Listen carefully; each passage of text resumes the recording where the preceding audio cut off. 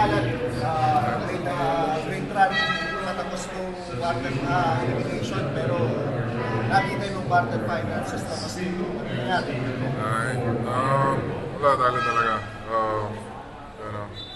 Congratulations sa Reno Shine. Ganda naman ganda ng conference nila. And kami naman, yun nga, talo. Gusto man namin manalo, pero gano'n talaga yung basketball. Hindi naman natin makukuha lahat ng panalo.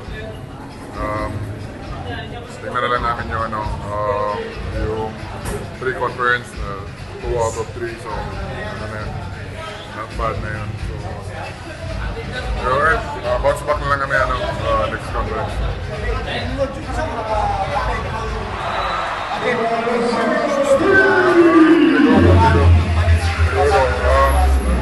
Big ano din yun parang nakaka-ano rin yan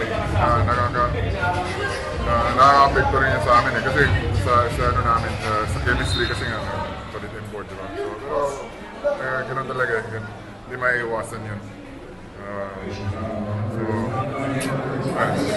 Nakakalungkot man. Pero ganun talaga yan, pahinga na lang muna kami, tapos bawi na lang kami.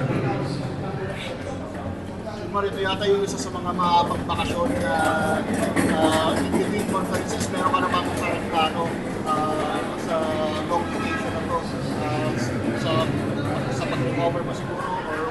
Siyempre, uwi ako Cebu pag may go signal naman pwede na uwi ako Cebu. Kailangan ko na magpahinga, spend time muna sa family ko. So, yan, doon muna sa probinsya. So, yeah.